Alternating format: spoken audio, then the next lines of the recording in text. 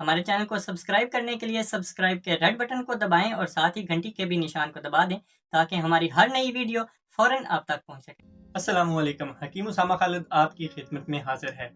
शर्मगाह pubic hair को उतारने के सबसे अच्छा तरीका कौन सा है? क्योंकि हमारे मज़हब में सफाई निस्फ ईमान है और नमाज भी उस वक़्त तक नहीं होती जब तक ये बाल चावल के दाने से बड़ा हो। इसलिए इसकी सफाई बहुत ज़्यादा ज़रूरी है। ये बाल जितना ज़्यादा बड़ा होगा उतनी उसमें गर्मी फंसेगी, पसीना फंसेगा और साथ में इन्फेक्शन पैदा होकर वहाँ की जिल्द को ख़राब कर सकता है, यानी इन्फेक्शन पैदा हो सकता है। कभी तो ये इन्फेक्शन गुर्दों की तरफ बढ़ता है और गुर्दों के मुख्तलिफ मसाइल भी पैदा करता है।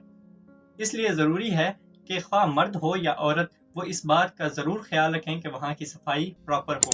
प्लीज़ सबसे पहले आपने हेयर रिमूविंग वैक्स इस्तेमाल नहीं करनी, क्योंकि इससे वहाँ की जो स्किन है वो डैमेज होती है। वो चूँकि बहुत ज़्यादा तेज़ाबी महलूल होता है, इसकी वजह से स्किन जो है वो वहाँ पे ख़राब होती है, एलर्जी पैदा हो सकती है, डर्माटाइटिस हो सकता है और इसके साथ साथ बाद में वो जगह काली हो जाती है। और अगर आप रेज़र का इस्तेमाल करें तो रेज़र भी आपने मतलब 90 की डिग्री पे नहीं, ऐसे नहीं काटने बाल, ये ऐसे रख के ऐसे बिल्कुल नहीं काटने। और आपने अगर काटने भी हों तो उसको ऐसे थोड़ा तिरछा रख के काटना ताकि वो बिल्कुल ऊपर से कटें। तो जब भी रेज़र का इस्तेमाल करें तो उससे पहले वहाँ पर फोम इस्तेमाल करें और बाद में शेव करने के बाद वहाँ पे एंटी बैक्टीरियल चीज़ जो है यानी क्रीम जो है वो इस्तेमाल करें। अगर वो नहीं मिलती तो फिटकरी जो है वो भी आप लगा सकते हैं। इसके बाद तीसरा जो मेन तरीका है वो है हेयर वैक्सिंग का, यानी वैक्स के इस्तेमाल से उसमें आप शीरा भी बना सकते हैं, यानी चीनी लेके उसको आप गाढ़ा सा महलूल बनाएं कि उसकी तार बने।